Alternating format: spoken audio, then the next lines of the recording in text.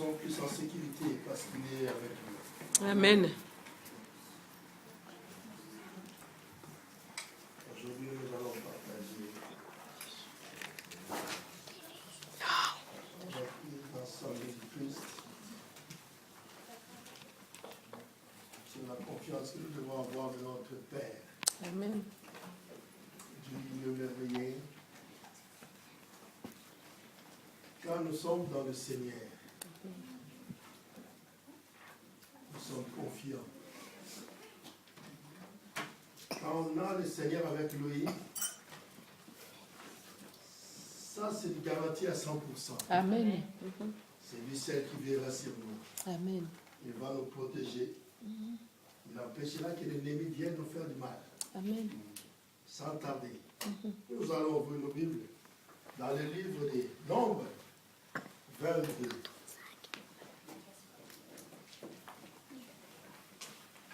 Des fois, l'histoire biblique, pour comprendre l'histoire biblique, il faut vraiment lire la Bible.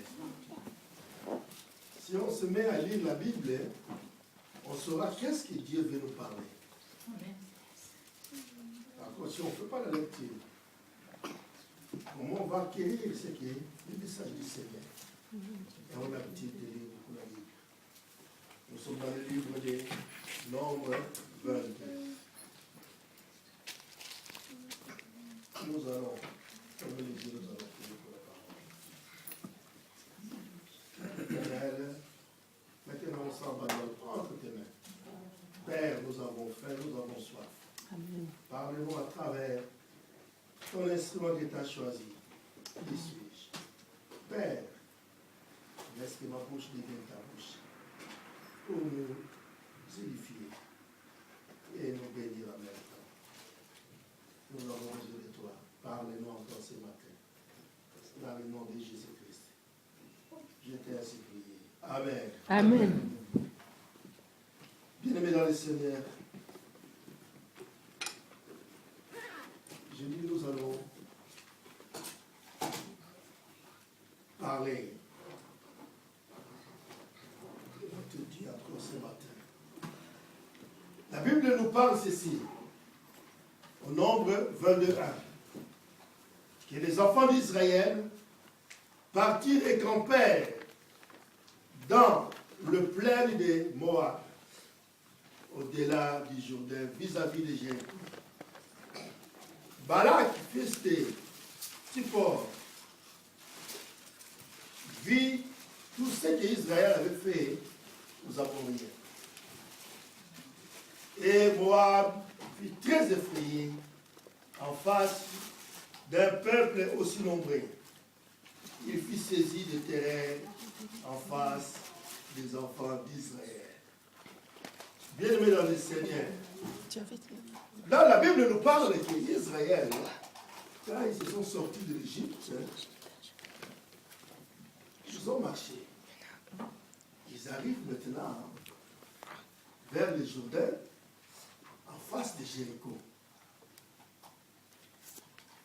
Mais Balak était roi de Moab. Il regardait en bas, il voit Israël. Il voit un peuple nombreux. Il a eu peur. Il dit non. Tous les parcours, ils ont écrasé les villes, puis ils ont mis les barrières afin qu'ils ne passent pas. Balak a eu peur. Il dit non.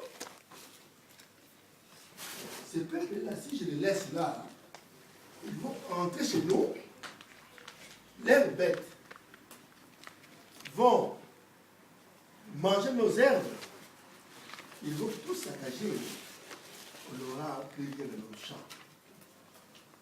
Mais, pour maintenant les attaquer, si je les attaque, comme ils sont nombreux, ils sont plus forts que nous, on n'arriverait pas. Il dit non, on va aller voir les voyants.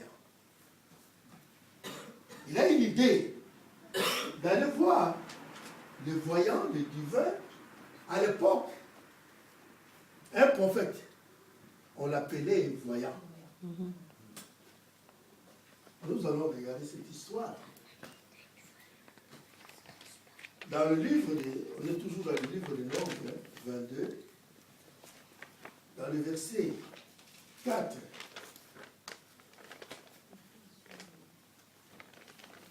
Moab dit aux anciens des mendiants, cette multitude va dévorer tout ce qui nous entoure. Comme les baies broutent la verdure des champs, Balak, fils de Zippor, était alors roi de Moab. Il envoya des messagers auprès de Balaam, fils de Béor, à Pétor, sur le fleuve dans le pays des fils de son peuple, afin de l'appeler et de lui dire, voici, un peuple sorti d'Égypte, il couvre la surface de la terre et ils habitent vis-à-vis de moi. Ça, c'est le roi Balak qui parle maintenant à ses conseillers pour envoyer les messagers pour aller trouver Balaam qui était le prophète pour lui dire qu'il y a ce peuple-là, ils sont nombreux. Ils sont juste en face de moi, vis-à-vis de moi. Au verset 6, il dit, viens, je te prie, maudis-moi ce peuple, car il est plus puissant que moi. Peut-être ainsi pourrais-je les battre et les chasserai-je du pays, car je sais que celui que tu bénis est béni, celui que tu maudis est maudit. Ça, c'est la parole de Balaam. Il sait que Balaam, quand il prononce un mot, ça arrive. Parce que c'est un serviteur de Dieu. Balaam était prophète. Quand lui lui disait, aujourd'hui, toi, tu ne sors pas de ton lit et tu seras malade, tu vas être cloué là. Quand il te maudit, ça va t'atteindre. Si aussi il te bénissait, tu auras aussi, tu serais béni. Amen. Donc, dans sa bouche, il avait la bouche de Dieu en lui. Amen. Donc, quand il parlait, ça arrivait. Mais Balak, il regarde sa situation, il dit non, ces peuples-là, s'ils passent chez nous, ils lancent seulement chez moi, ils vont nous écraser. C'est mieux que j'envoie qu'on cherche l'homme de Dieu. Quand lui, il viendra, il va me maudire ce peuple, et enfin, comme ça, quand je vais les attaquer, je vais les faire fuir, ils ne vont pas plus passer par mon territoire. Mais il ne savait pas que le peuple que lui, il visait, c'était le peuple de Dieu. Amen. Et ils avaient la promesse. Amen. Bien aimé dans le Seigneur, si tu as la promesse divine, quel que soit les complots des gens, quelle que soit l'attaque, ça ne te touchera jamais. Amen. Dieu est avec toi. Dieu, s'il te met à part, lui seul, il te donne la garantie de te protéger. Amen. Enfin, que rien ne t'arrive. Israël, ils avaient cette protection divine. Mais le roi Balak ne savait pas. Il dit non, allez me trouver l'homme de Dieu quand il viendra pour me montrer ce peuple. Enfin, je vais les battre. Il a oublié que c'était le peuple de Dieu. Amen. Si nous continuons,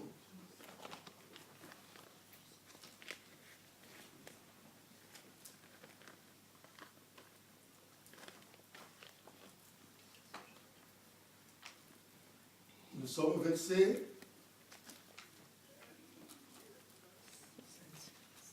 7. Nous sommes au verset 7. Avec cette tablette, ça passe vite, des fois ça monte à une vitesse terrible. Les anciens des... Oui, les anciens de Moab et les anciens de Madian partirent ayant avec eux des présents pour le divin, mais à part lui, il te donne la garantie Amen. de te protéger. Amen. Afin que rien ne t'arrive. Israël, ils avaient cette protection divine. Mais le roi Balak ne savait pas. Il lui dit non, allez me trouver l'homme de Dieu quand il viendra pour me montrer ce peuple, afin je vais les battre. Il a oublié que c'était le peuple de Dieu. Amen. Si nous continuons,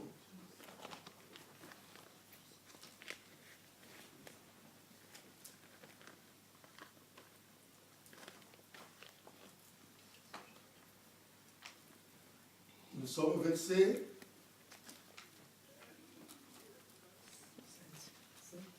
7.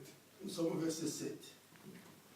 Avec cette tablette, ça passe vite, des fois ça monte à une vitesse terrible.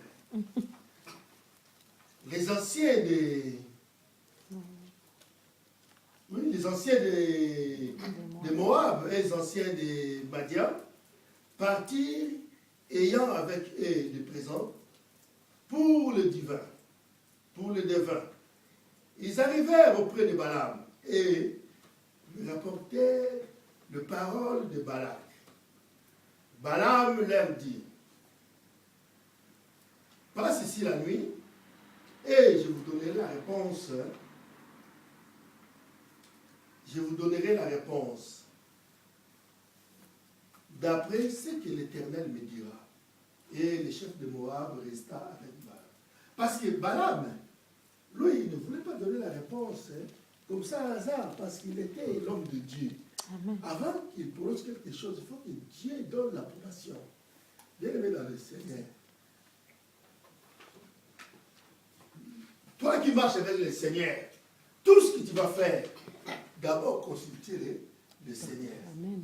Quelle que soit la façon, mais le Seigneur peut t'indiquer la réponse c'est ton problème. Parce que quand on demande à Dieu, Père, je vais faire ceci ou cela, Dieu, il sait comment te répondre. Parce que si tu le demandes avec ton cœur, voilà, si des fois des réponses n'arrivent pas dans les moments convenus, peut-être parce que la Bible nous dit aussi, des fois nous demandons mal.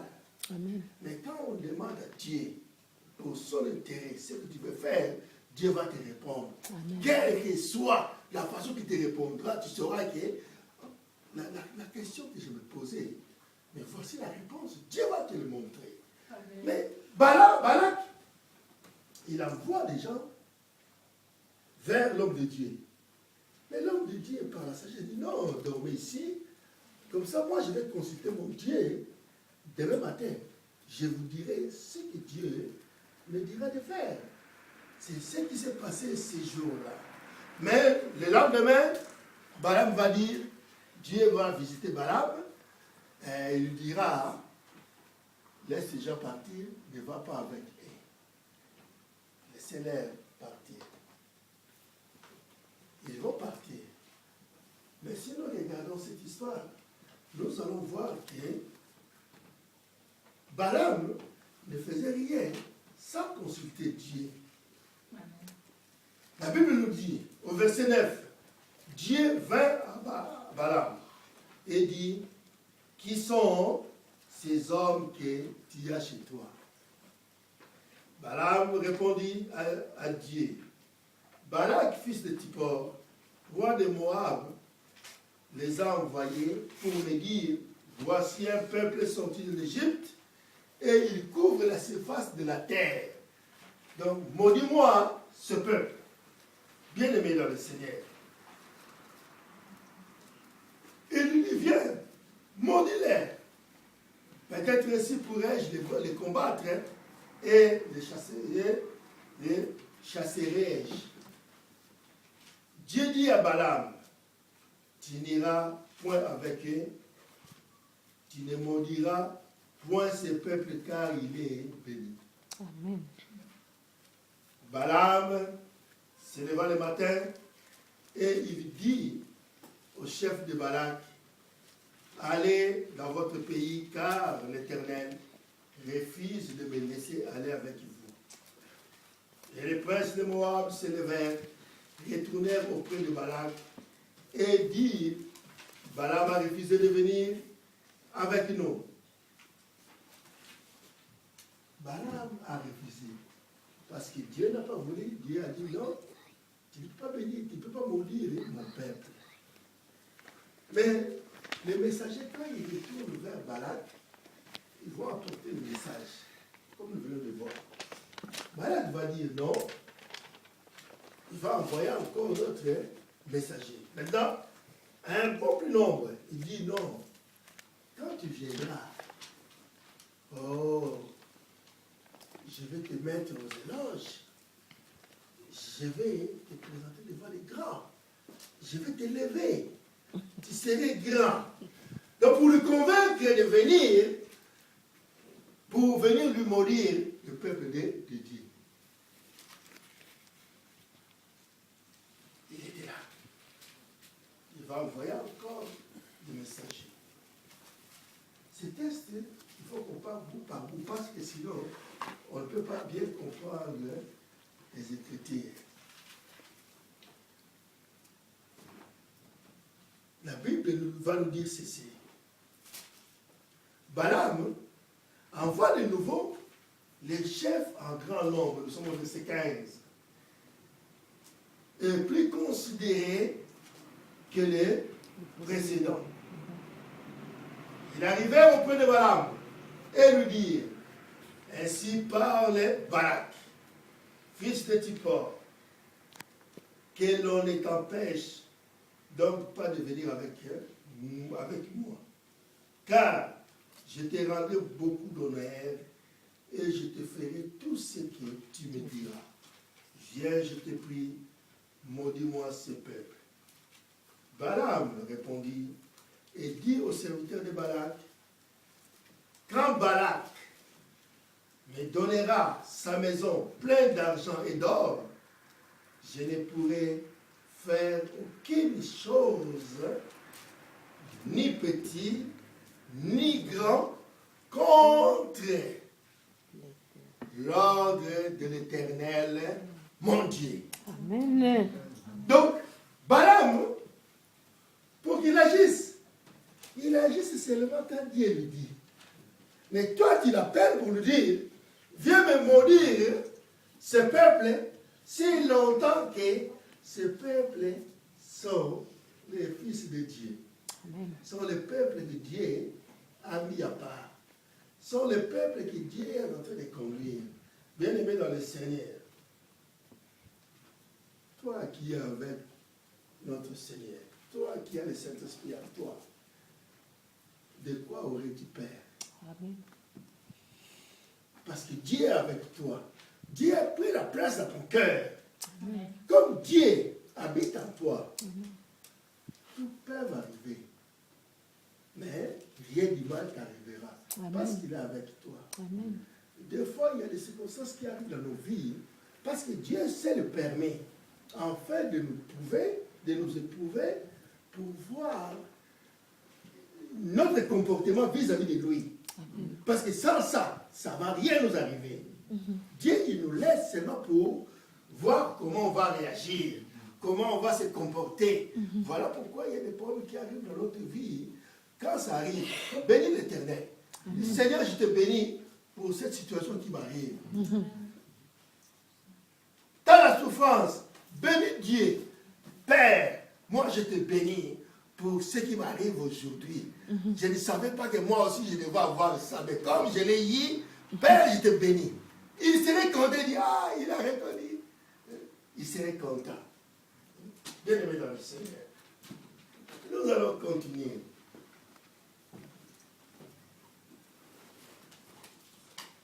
Balaam va dire, maintenant, au verset 19, Balaam va dire, maintenant je vous prie, reste ici cette nuit et je saurai ce que l'Éternel me dira encore.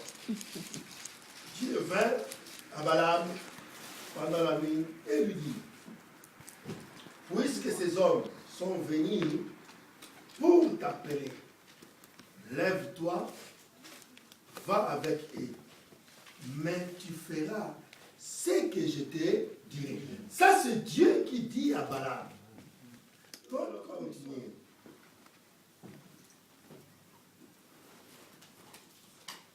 Balaam va dire, maintenant, au verset 19, Balaam va dire, maintenant je vous prie, reste ici cette nuit, et je saurai ce que l'Éternel me dira encore. Dieu vint à Balaam pendant la nuit et lui dit, puisque ces hommes sont venus pour t'appeler, lève-toi, va avec eux, mais tu feras ce que je te dirai. Ça, c'est Dieu qui dit à Balaam. Donc, comme ils sont en train de t'embêter, bon, maintenant, lève-toi, va avec eux. Mais ce que tu vas dire, c'est ce que moi je mettrai dans ta bouche, c'est ce que moi je te dirai de dire. Amen. Et ils étaient contents, les envoyés, ils étaient contents. Ils ont dit, comme ils acceptent de venir avec nous, aujourd'hui il va produire ce peuple. Parce qu'ils savaient que quand lui il prononçait un mot, ça arrivait. Parce que sa bouche, c'était la bouche de Dieu. Mais Balaam s'éleva le matin, scella son ânesse et partit avec les chefs de Moab. Il est parti avec les chefs de Moab. Cette histoire, il y a un mystère qui est caché là. Dieu lui a dit, lève-toi, va avec eux. Balaam le matin, il s'est levé, il a préparé ses affaires, il prépare son ânesse pour partir vers Balak, vers le roi de Moab. Mais si nous regardons cette histoire, nous allons voir maintenant la colère de Dieu s'enflamma contre Balaam. Mais pourquoi? La Bible ne nous précise pas pourquoi. Mais parce que Balaam, il s'est levé pour partir le matin, mais au lieu encore de consulter Dieu, si son parcours il n'a pas fait, lui il s'est réveillé seulement, il prend ses affaires, il veut aller. Il a oublié Dieu. Au lieu de demander à Dieu de l'accompagner, non. C'est la même histoire, même situation qu'il y a eu à Moïse, quand Dieu lui a dit, va en Égypte, je serai avec toi. Moïse s'est levé, il a pris sa femme avec son fils, il veut aller en Égypte. Quand il alla, Dieu, la colère de Dieu s'était enflammée à Moïse. C'est là où Séphora avait coupé les prépuces de l'enfant pour dire que tu es l'homme, tu es Moïse et l'homme du sang. Amen. Donc, l'alliance qu'ils avaient, c'était l'alliance du sang que Dieu avait parlé Moïse, parce que Dieu allait tuer Moïse. Parce qu'il avait pris Séphora avec son fils pour aller délivrer Israël. Or, il n'avait pas consulté Dieu. Est-ce que je vais partir avec eux? Non. Lui, il a pris sa famille pour aller, pour délivrer, que c'était la mission, que c'est lui qui allait partir pour délivrer Israël. Mais comme il avait pris sa famille, Dieu n'a pas aimé. Dieu voulait le tuer, mais par la grâce du Saint-Esprit a inspiré à Séphora. Séphora avait coupé les prépuces de l'enfant et Dieu avait parlé. Mais Balaam maintenant, il quitte chez lui, sans pour autant demander des renseignements. Comment je vais aller là-bas? Mais quand il est sorti, la Bible nous dira, la colère de Dieu s'enflamma sur lui. Mais c'est Dieu qui lui a dit d'aller les accompagner. C'était la nuit. Mais le matin, la colère de Dieu s'enflamma sur Balaam. La Bible va nous dire ceci. La colère de Dieu s'enflamma parce qu'il était parti et l'ange de l'Éternel se plaça sur le chemin pour lui résister. Dieu, il envoie un ange pour barrer la route à Balaam pour qu'il n'y aille plus vers Balak. Et Balaam était monté sur son ânesse et ses deux serviteurs étaient avec lui. L'ânesse vit l'ange de l'Éternel qui se tenait sur le chemin. L'ânesse, le pauvre bête, lui, il avait les yeux ouverts. il voit l'ange de l'Éternel devant le chemin avec son épée nue dans la main. L'ânesse a dit, oh non, il y a du danger là-bas. Qu'est-ce que l'ânesse a fait? La Bible va nous dire, elle s'est détournée du chemin et alla vers les champs. Le chemin, c'était par là. L'ânesse, quand l'ânesse a vu l'ange de Dieu devant avec le pénis, l'ânesse a changé de direction.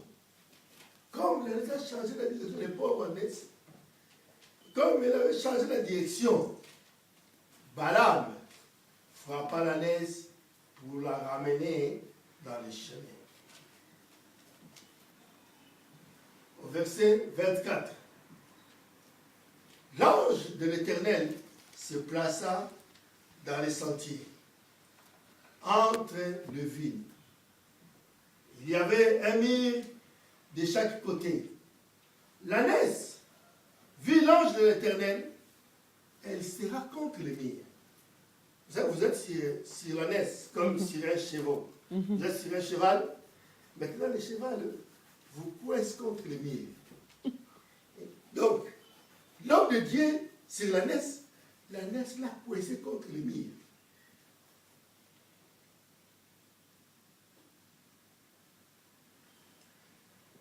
Il était pressé, le pied, et Balaam la frappa de nouveau.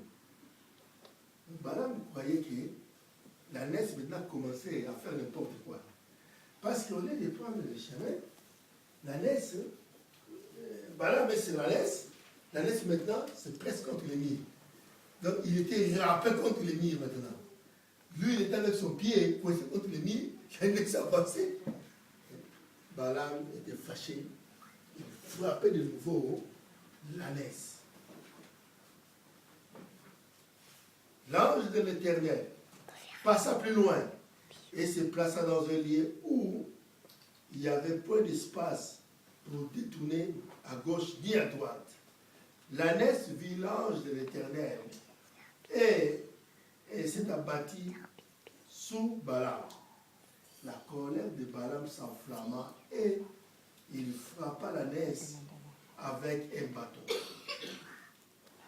L'Éternel maintenant vit cette pauvre ânesse, comme elle souffrait. L'Éternel ouvre la bouche de l'ânesse et elle dit à Balaam. L'ânesse va parler à Balaam. L'ânesse va dire ceci. Que t'ai-je fait pour que tu m'aies frappé déjà 3 fois? Toi qui es avec un cheval, le cheval qui te parle. L'ânesse va lui dire, mais que t'ai-je fait pour m'avoir frappé 3 fois? Balaam va lui répondre. Mais je ne sais pas si quel courage il avait d'entendre l'ânesse lui parler. La Bible nous dit ceci. Balaam répondit à l'ânesse au verset 29. C'est parce que tu t'es moqué de moi. Si j'avais une épée dans ma main, je te tuerais à l'instant. L'ânesse dit à Balaam, c'est parce que tu t'es moqué de moi. Si j'avais une épée dans ma main, je te tuerais à l'instant. L'ânesse dit à Balaam, ne suis-je pas ton ânesse que tu as toujours le temps de monter jusqu'à ce jour? Ai-je l'habitude de te faire ainsi? Et il répondit, non. Bien-aimé dans le Seigneur. L'ânesse, il pose la question à son maître pour dire, est-ce que je me suis toujours comporté ainsi? Cela veut dire que si aujourd'hui je me comporte ainsi, il y a un problème. Balaam va répondre, non. Non, c'est la première fois que tu bizarrement, directement, l'Éternel ouvre les yeux de Balaam et Balaam a vu l'ange de l'Éternel en face avec l'épée nue. Balaam s'inclinant devant Dieu. Bien-aimé dans le Seigneur, Dieu, s'il veut te sauver, il peut utiliser même un animal Amen. pour seulement te parler. L'ânesse avait les yeux ouverts. L'ânesse a vu les dangers qu'il y avait l'homme de Dieu qui était sur lui. C'est pour ça que l'ânesse s'écartait devant l'ange du Seigneur. Mais Balaam, comme il avait les yeux bandés, Balaam, il avait les yeux voilés. Il n'a pas vu l'ange. Lui, il s'est acharné sur l'animal, sur l'ânesse, en lui frappant. Or que l'ânesse lui protégeait. L'ânesse épargnait sa vie parce qu'il y avait du danger. Bien aimé, dans n'importe quelle circonstance, Dieu peut utiliser n'importe qui juste pour t'en sortir d'une situation à une autre, pour t'amener d'un point à un autre. Parce que Dieu peut utiliser n'importe qui. Voilà pourquoi je vais dire ceci aujourd'hui. Que ta bénédiction, d'où ça viendra, tu ne sauras pas comment ça va venir. Dieu, il peut utiliser n'importe qui, juste afin que toi tu sois béni. Voilà pourquoi il faut haïr cette personne. Parce que tu ne sais pas, peut-être la personne que toi tu as toujours haï, c'est lui qui ça serait cette personne-là qui sera la porte par laquelle Dieu va utiliser pour que toi tu sois béni, ou que tu sois élevé un jour. Ne néglige personne dans la vie. Quelle que soit la personne, quelle que soit sa situation, que tu trouves une personne qui te dit que ah non, ah lui je le connais, qu'est-ce qu'il peut m'apporter? Rien. Je le connais bien. Lui-même il n'a rien. Il a quelque chose à me dire, il va me dire quoi? Donc, je ne sais pas que ce jour-là, peut-être le message que lui il avait, c'était le message pour que toi tu t'en sors dans ta situation. Mais si tu as négligé, comment tu sauras qu'il y avait quelque chose de bon qui allait sortir ce jour-là? Mais comme tu as négligé, tu as loupé aussi ta bénédiction. Mais ce jour-là, Balaam, il n'a pas fait attention. Il a vu son ânesse se comporter bizarrement. Mais lui, il a frappé l'ânesse. S'il avait l'épée, il allait égorger l'ânesse. Mais, pour que l'ânesse lui parlait la vie. L'ange de l'Éternel lui dit, pourquoi as-tu frappé ton ânesse? Déjà 3 fois. Voici, je suis sorti pour te résister, car c'est un chemin de perdition qui est devant moi. L'ânesse m'a vu et elle s'est détournée devant moi déjà 3 fois. Si elle ne se fût pas détournée de moi, je t'aurais même tué et je lui aurais laissé la vie. Balaam dit à l'ange de l'Éternel, j'ai péché, car je ne savais pas que tu te fuses placé au-devant de moi sur le chemin. Et maintenant, si tu me désapprouves, je m'en retournerai. L'ange de l'Éternel dit à Balaam, va avec ces hommes, mais tu ne feras que répéter les paroles que je te dirai. Et Balaam alla avec le chef de Balaam. Amen. Parole de l'Éternel. Amen. Bien aimé dans le Seigneur. Maintenant, Balaam, il a maintenant l'autorisation d'aller vers Balak.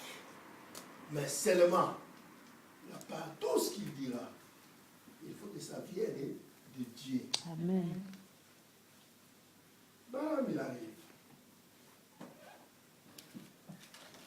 La Bible va nous dire, nous allons sauter, nous allons aller au verset 34. Balak dit à Balaam, n'étais-je pas envoyé auprès de toi pour t'appeler? Pourquoi n'es-tu pas venu vers moi? Et puis-je donc pas te traiter avec honneur? Balaam dit à Balak, voici, je suis venu vers toi maintenant, mais serait-il permis de dire quoi que ce soit? Je dirai les paroles que Dieu mettra dans ma bouche. Balaam alla avec Balak et il arrivait à Kirjat Isop. Balak sacrifia de bœufs et de brebis. Et il envoya à Balaam et au chef qui était avec lui. Le matin, Balaam prit Balak et le fit monter à Bamoth-Bal, où Balaam vit une partie du peuple. Donc, ils étaient nombreux. Le peuple était nombreux. Quand Balaam a vu le peuple, il dit, ah bon, c'est tout ce peuple-là. Il était étonné.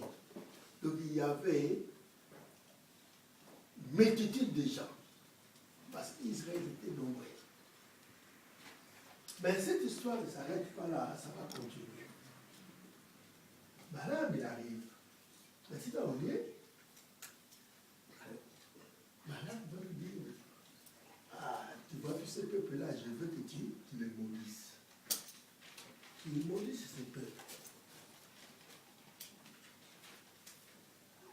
Quel problème il va donner à Balaam maintenant? Parce que Balaam, il est là, il ne peut pas parler. Sa parole vient de Dieu. Dieu lui a dit, tu ne parleras rien, seulement ce que moi je mettrai dans ta bouche. Amen. Balaam va dire, là nous entrons au verset, au nombre 23, au premier verset. Balaam dit à Balak, bâtis-moi ici cet hôtel et prépare-moi cette taureau et cette bélie. Parce que Balaam aussi, il ne savait pas encore que les peuples là, c'est Dieu qui vient de le faire sortir de l'Égypte. Il marchait avec Dieu. Balaam ne savait rien. Mais Balaam, il va dire, bon Balaam, pour déjà commencer à plaire à Dieu, nous allons offrir à Dieu l'offrande. On va construire l'autel, on va offrir à Dieu l'offrande pour avoir la permission de mourir ce peuple. Pour que Dieu soit dans leur camp. Balaam dit à Balak, tiens-toi près de l'holocauste et je m'éloignerai. Peut-être que l'Éternel viendra à ma rencontre. Et je te dirai ce qui me révélera. Et il alla sur les lieux élevés. Dieu vint devant Balaam. Et Balaam lui dit, il ne savait pas encore que les peuples là, c'est Dieu qui vient de le faire sortir de l'Égypte. Il marchait avec Dieu. Balaam ne savait rien. Mais Balaam, il va dire, bon Balaam, pour déjà commencer à plaire à Dieu, nous allons offrir à Dieu l'offrande. On va construire l'autel, on va offrir à Dieu l'offrande pour avoir la permission de mourir ce peuple, pour que Dieu soit dans leur camp. Balaam dit à Balak, tiens-toi près de l'holocauste et je m'éloignerai. Peut-être que l'Éternel viendra à ma rencontre. Et je te dirai ce qui me révélera. Et il alla sur les lieux élevés. Dieu vint devant Balaam. Et Balaam lui dit, j'ai adressé cet autel et j'ai offert un taureau et un bélier sur chaque autel. L'Éternel mit des paroles dans la bouche de Balaam et dit, retourne vers Balak, tu parleras ainsi. Il retourne vers Balak. Et Balak se tenait près de son holocauste. Balaam prononça son oracle et dit, Balak m'a fait descendre d'Aram. Le roi de Moab m'a fait descendre des montagnes de l'Orient. Viens, maudis-moi Jacob, viens, sois irrité contre Israël. Mais comment maudirais-je celui que Dieu n'a point maudit? Comment serais-je irrité quand Dieu n'est point irrité? Bien-aimé dans le Seigneur, tu ne peux jamais maudire quelqu'un que Dieu n'a pas maudit. Amen. Sinon, tout ce qui sortira dans ta bouche, ça va retourner contre toi. Amen. Voilà pourquoi celui qui marchera dans la crainte de Dieu, celui qui va marcher avec le Seigneur, personne ne te fera du mal. Amen. Parce que tout ce qui sera prononcé contre toi sera retourné contre la personne. Amen. Voilà pourquoi la Bible nous dit, toute arme qui a été forgée contre nous, ça serait nul et sans effet. Pourquoi? Amen. Parce que dès la fabrication de cette arme, Dieu les a déjà anéantis. Amen. Comme ils ont fait de cette arme, construite contre nous, ça ne va rien nous atteindre. Amen. Parce que ça serait nul.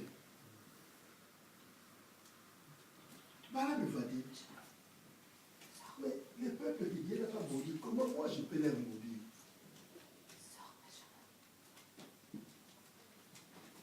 Au verset 9, il dit ceci, je les vois au sommet des rochers, je les contemple du haut des collines. C'est un peuple qui a sa demeure à part. Amen. Donc Israël, c'était une nation que Dieu avait mis à part.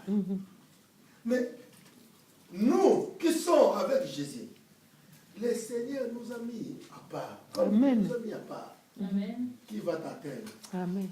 Si tu es entre les mains du Seigneur, qui viendra pour t'enlever dans les mains du Seigneur? Même Satan, il ne peut jamais approcher de Dieu pour t'enlever. Jamais. Satan nous accuse de loin. Il nous accuse pourquoi? Quand on entre dans le péché, lui, comme c'est un accusateur, attitré, il est là de loin pour dire, oh Père, il a triché ta vie. Il a péché contre toi, il est de mon camp. Là, Dieu ne peut rien faire. Mais si longtemps que toi, tu vas te repentir, que Père, je péché, pardonne-moi. Seigneur, je reconnais que ce que je fais là, c'est pas bon. C'est à ce moment-là seulement Dieu va te pardonner et il va te protéger. Parce que quand Dieu te pardonne, lui seul, il a la possibilité de te prendre, de te mettre quelque part où lui, ses yeux seront vers toi. Amen. Il va fixer ses yeux vers toi pour te protéger. Amen. Voilà pourquoi, si longtemps que tu vas constater que tu as fait quelque chose qui n'a pas plu à Dieu, ouvre ta bouche, demande à Dieu pardon. Reconnais que ce que tu as fait, c'est pas bon. Amen. Quand seulement tu vas reconnaître que la façon dont je me suis marché, je n'ai pas marché selon la volonté de Dieu. C'est là où Dieu va te pardonner. Amen. Dieu est prêt pour te pardonner tout péché que tu feras. Amen. Mais si longtemps que toi, tu vas le reconnaître que ce que je fais là, c'est pas bon. Amen. Parce que si aujourd'hui Dieu te pardonne, demain tu le fais. Oh, tu fais. Donc tu n'as pas reconnu que ce que tu faisais là, c'était pas bon. Amen. Mais il faut reconnaître que non, ce que j'ai fait là, c'est pas mon Père, je ne le ferai plus. Amen. Quand lui verra ton cœur, c'est à ce moment-là qu'il va te pardonner. Il va dire, ah mon fils, maintenant, il a retrouvé la raison. Il va te prendre pour te mettre à part. Amen. Quand seulement il va te mettre à part, là tu vas dire, oui, Maintenant, je vois ma situation commence à changer. Maintenant, ma vie commence à prendre une autre direction. C'est à ce moment-là, tu peux être fier pour dire, ah, moi, je suis le fils de Dieu. Parce qu'on est seulement fils de Dieu quand on fait sa volonté. Amen. Quand on fait la volonté de Dieu, c'est là où Dieu te dit que non, celui-là, il est mon fils.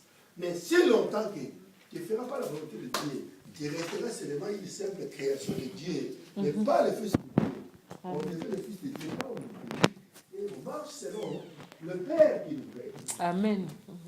Ces jours-là, Balak était là. Il dit non, moi, mon seul souci, c'est de me maudire ce peuple. Parce que ce peuple, j'ai vu comment ils ont marché, ce qu'ils ont fait, par qui ils ont passé. Mais moi, je ne veux pas qu'ils passent dans mon pays. Voilà pourquoi il faut les maudire. Mais Balaam, comme il est serviteur de Dieu, il ne peut pas maudire ce peuple avant que Dieu lui donne l'accord. Amen. Balaam était là, coincé, il regardait. Mais qu'est-ce que je vais dire? Il a fallu que Dieu maintenant mette la parole dans la bouche de Balaam. Bien-aimé dans le Seigneur, toute personne qui te maudira injustement, sache que ça va tourner contre lui-même. Amen. Et quand il prononce le mot, que lui va être malheureux, il serait pauvre, il ne serait jamais ceci, cela, ça va retourner contre lui. Amen. Si ce n'est pas contre lui, contre ses enfants. Amen. Si ça ne serait pas contre ses enfants, contre ses petits-enfants. Amen. Parce que lui seul, il va tisser sa toile. Amen. Nous sommes ce que Dieu a mis d'un côté. Amen. Balak dit à Balaam, que m'as-tu fait? Au verset 11, il dit, que m'as-tu fait? Je te prie pour maudire mon ennemi. Oh, voici, tu le bénis. Mais parce que la parole qui allait sortir de la bouche de Balaam, c'était la parole de bénédiction, non de malédiction. Parce que c'était la parole de Dieu. C'était le peuple de Dieu que lui, il a envoyé Balaam pour maudire. Mais comme c'était la parole de Dieu qui allait sortir de sa bouche, tout ce qui est sorti de la bouche de Balaam, c'était que la bénédiction. Oh, que ce peuple-là, c'est un grand peuple, c'est un peuple qui est béni. Quand il passera, il n'y a personne qui se mettra dans leur chemin. Personne ne va les arrêter. Donc, toutes les paroles qui étaient, toute la bonne parole qui sortait de la bouche de Balaam à l'égard d'Israël. Le roi Balak était là, il dit, mais moi j'étais appelé pour les maudire, toi tu les bénis. Mais non, c'était pas ça, c'était pas pour ça que moi j'étais appelé. Et il répondit et dit, n'aurais-je pas soin de dire ce que l'Éternel met dans ma bouche?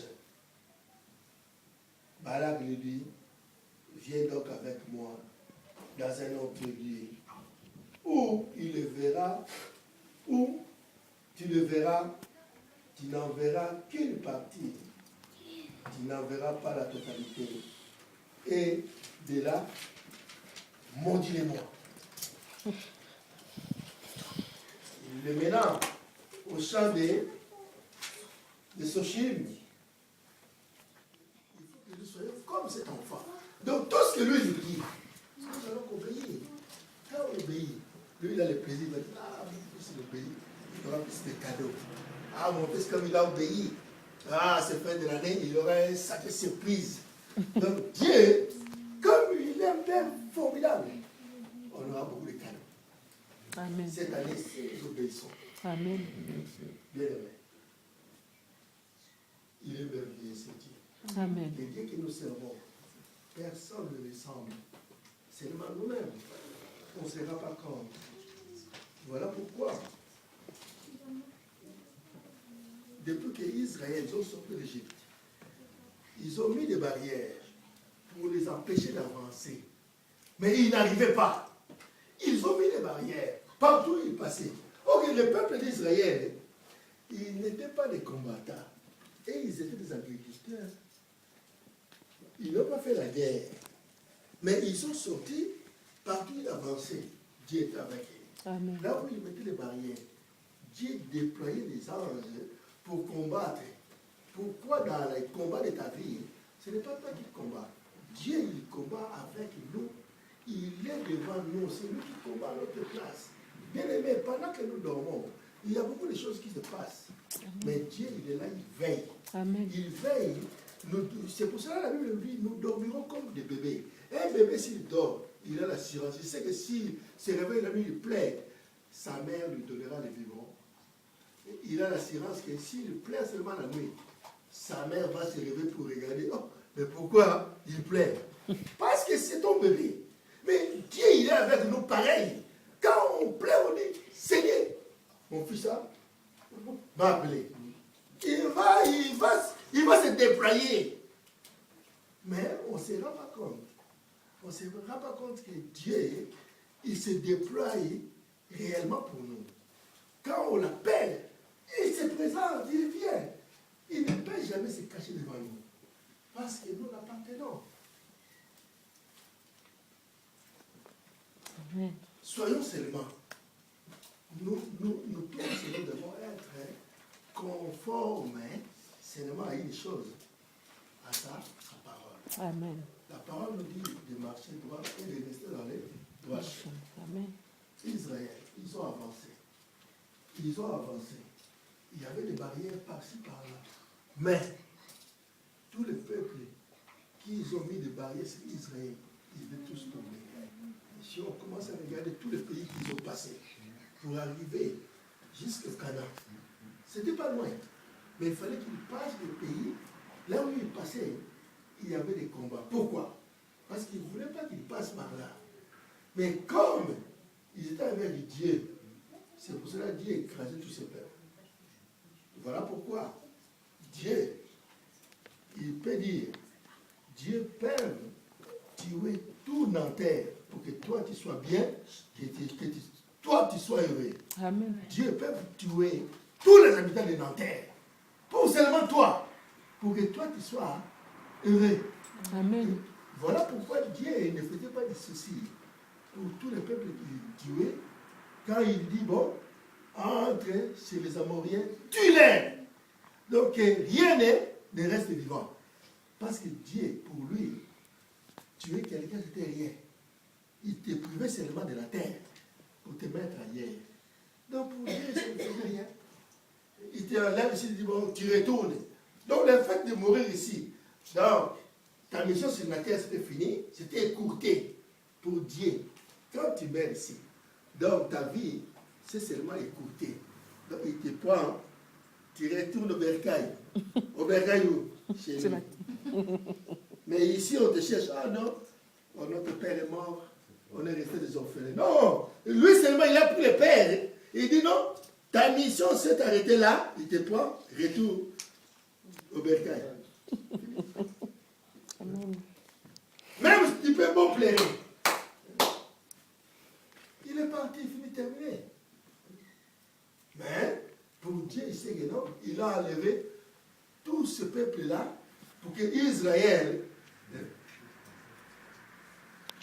prenne le pays.